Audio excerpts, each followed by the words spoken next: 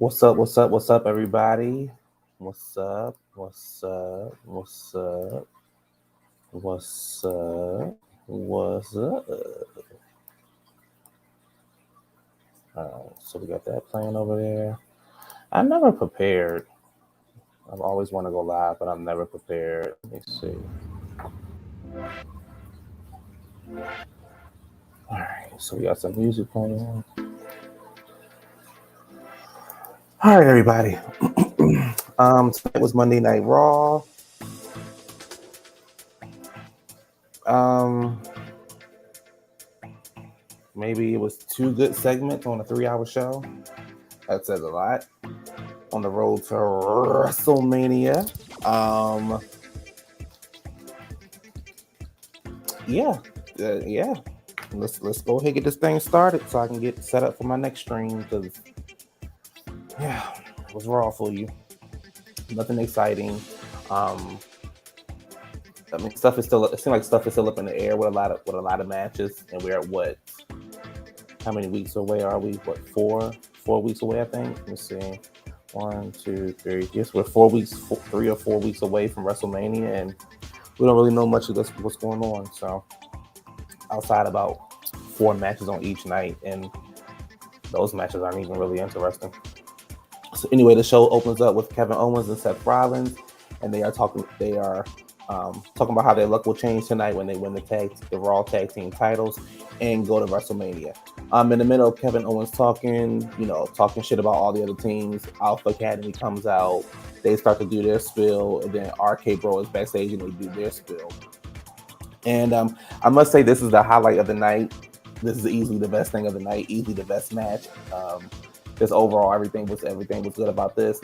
I'm actually surprised they took the titles off of Alpha Academy. I at least thought they would hold them until WrestleMania.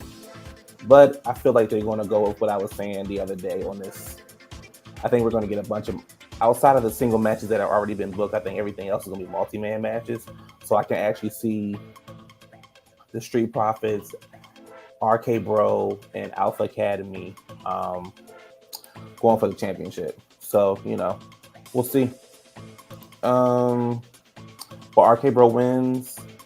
And Chad Gable was actually in the middle of hitting a moonsault, and Randy Orton hit him with an RKO. I thought it was a beautiful sight. So yeah, I think they are going to have some kind of multi-man match. And I also think that because Randy was like, this is the most fun he's been having in the last 20 years, and he doesn't have any friends, but he calls Riddle his friend. I think Riddle's going to turn on him. I just don't know when. See, the crazy thing is, this is going so good. I don't think it's going to be able to last until next year's Mania, but I think if they break up, I will hold it off until around SummerSlam, the next big event. That would be a good match for them to have. So I think that's what's going to happen. What's next? The 24/7 championship match between Dana Brooke and Tamina is next. Dana Brooke wins. Miz TV is next, and he's out. And none of this made any sense to me, but he's from Cleveland, so he's the hometown guy. Logan Paul is also from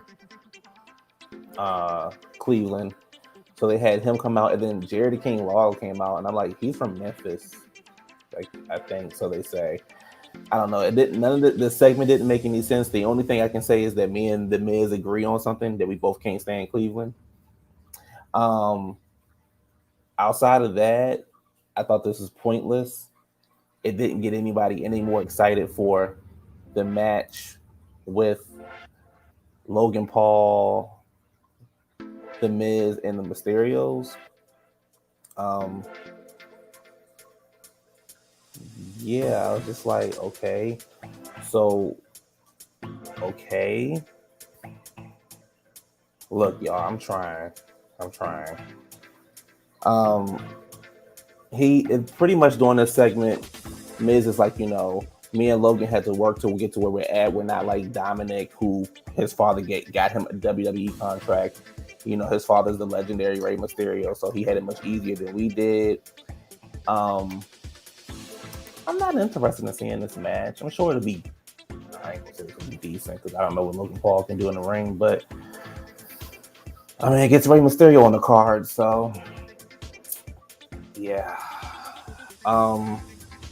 Backstage, Tommaso Ciampa and NXT champion Baron, what's his name? Baron Breaker. I think that's what I'm saying. I'm probably saying it wrong, but I don't watch NXT anymore. Are being interviewed about being partners with each other tonight because tomorrow it's a triple threat match on NXT Roadblock tomorrow night against Breaker, Ciampa, and Ziggler for the championship, which is so random. I thought they would have saved that for like their pay-per-view, which is coming up the same day as WrestleMania, but anything to try to get a rating. You get a rating is if you change the show back to what it used to be. I don't know what's going on NXT 2.0, so I'm not really invested in the storyline, so I don't have much for y'all. I just know that Tommaso and Breaker win the match. So next up is Complete Silence, which is also known as Omos, and he's going against Apollo Crews. He wins, and it seems like they're going to have some kind of something between Commander Aziz and Omos, which they're probably going to give him a WrestleMania match. I don't care about Omos, neither does anybody else. So we're moving on.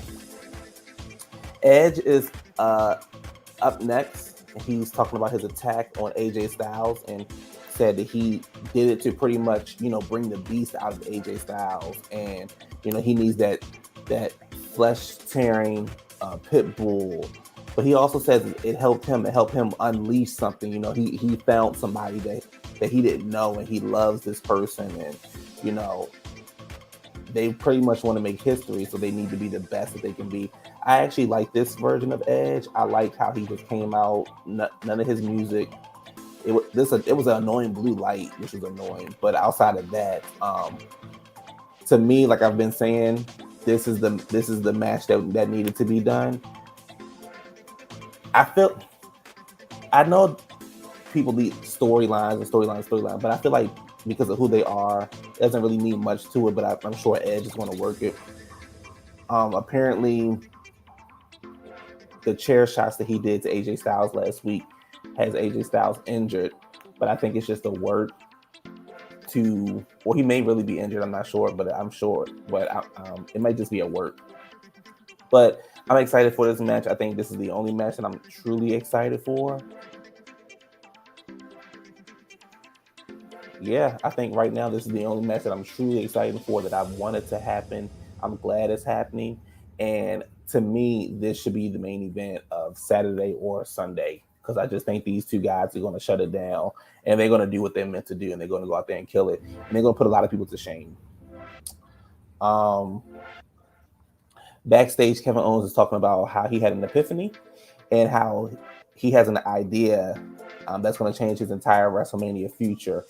And he'll share it with us later on tonight. So I'll share that with you in about a couple more minutes. Up next is let me get this part out of the way first. Up next is a tag team match with Rhea Ripley and Liv Morgan versus Carmella and Zelina. And if they win the match, Rhea and Liv will be added to the women's tag team match at WrestleMania, which already features Sasha Banks and Naomi. So I was just saying last week, I think either on my SmackDown or my Raw review, that they are going to have to do something to amp up that match. I feel like this is going to be a fatal four-way like it was back in WrestleMania 35.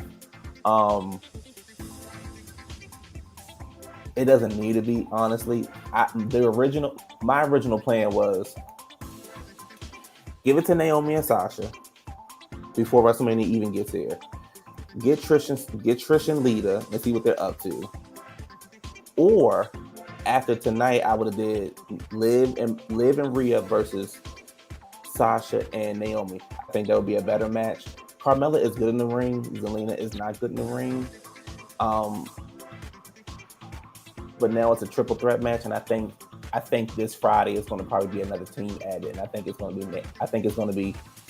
I hope that I'm wrong, but I think it's going to be Natalya and Shotzi or somebody, which to me doesn't make any sense because you should have just kept Natalya and Tamina as a team if you're going to keep it. Like, this shit is stupid. Like, I was thinking that Sarah Logan, she had made an appearance in the Royal Rumble, so I was thinking she was going to come back. And I was like, oh, well, there's a team right there, Sarah Logan and Liv Morgan. They used to be a team in the Riot Squad until Sarah got released.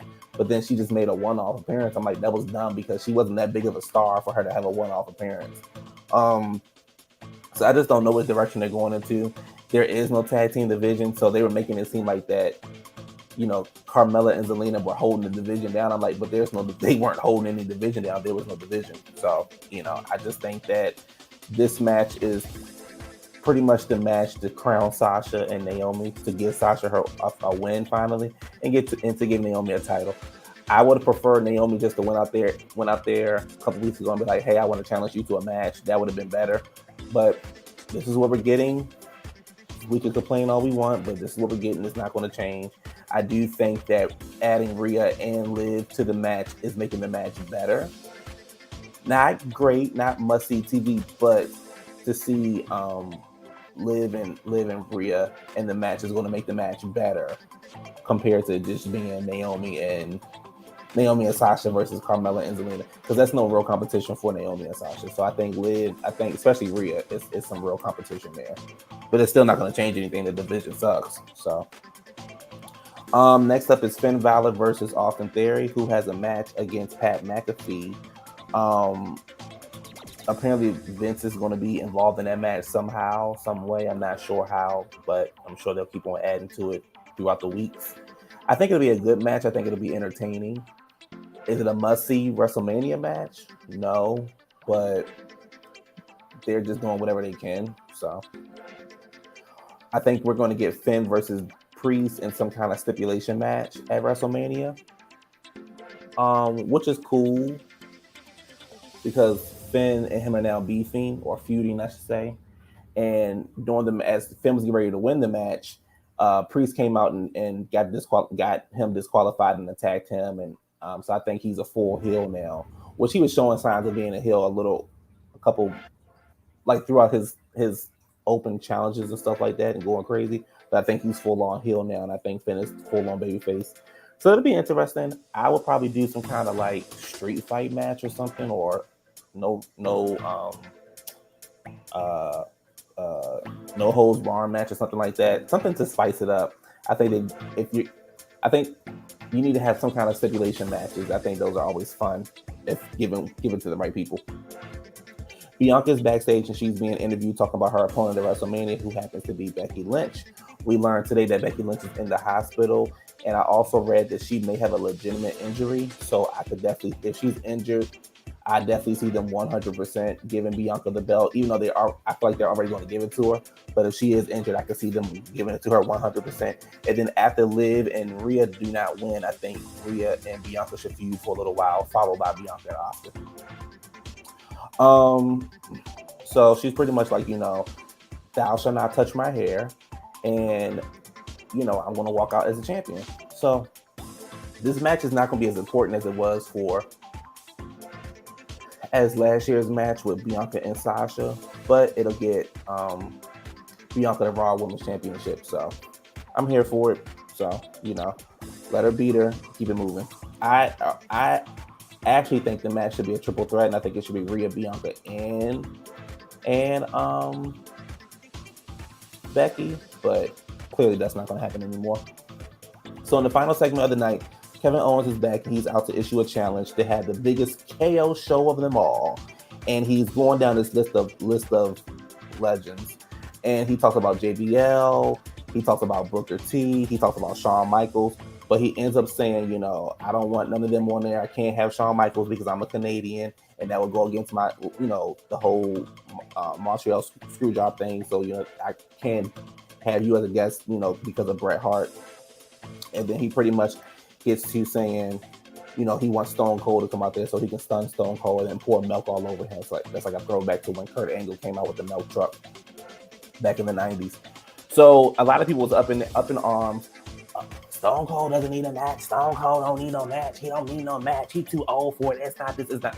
I never once thought Stone Cold was gonna have a match. I always thought it was gonna be a segment. So, you know, that's fine. He's from Texas. Let him come out. Let him have a segment. It's not gonna hurt anything. He's not taking a spot from anybody. Chill the fuck out. Like, let him do his thing and keep it moving. I actually think that I have a feeling that what's going to end up happening is you're probably going to get Booker T, probably going to get Shawn Michaels, you're probably going to get JBL all on a KO show, which I don't want that to happen because then it would be kind of like pointless. I think it should be like a 10-minute segment, if that. I think Stone Cold should come out, talk his shit, hit KO with the stunner, pour beer all over him, and keep it moving. I think it should open up the night, and it should be on the first night. So we're pretty much going to find out if Stone Cold's accepted or not. I truly would have never mentioned it. I would have made it seem like Kevin had no plans for WrestleMania, and then he would have came out, he would have opened the show out, he would have came out, he would have sat in the middle of the ring, he would have talked about how much he hated Dallas, and then Stone Cold's music would have hit, and the crowd would have fucking lost it. Now that we kind of know what's going on, I get it, you're trying to sell tickets, so I'm not mad at that part, but I would have kept that a secret. I would have made it seem like Kevin, we had no plans for him, and I just would have had people in arms, like, this is ridiculous, they don't have any plans for Kevin Owens, and then boom, that would have happened. That shit would have went crazy. It would have trend automatically. It would have went to number one. But I don't book the shows. I'm about to book the show in about 30 minutes when I go play the new 2K. But outside of that, it was an okay show. Again, SmackDown was way better. And we learned a few things, but nothing like important to me. I think, like I said, outside once the first hour was over, it was like my ass is over there falling asleep, trying to text, looking on Facebook and YouTube, on Twitter and shit. It was boring as hell. I was playing on my dog. So that's that. Let me go get set up for my next stream. I hope you all enjoy it. I'm trying to be enthusiastic. I'm trying to be uplifting, but raw drains. Yeah. By the way, I watched AEW last night. I must say it was a really, really good show. I don't know if I still can get into them, but I'll glance at them every once in a while. I won't review them because I'm not invested enough. It's hard enough to review this. But it was actually a very good show last night, so kudos to them. Anyway, thank you, everybody. I try to give you 18 minutes of great content. I'm going to give you another hour and about 12 o'clock. We're going to do some gaming. I'm going to go get set up. I'm going to go get something to drink, and I'm going to go make some phone calls. Peace.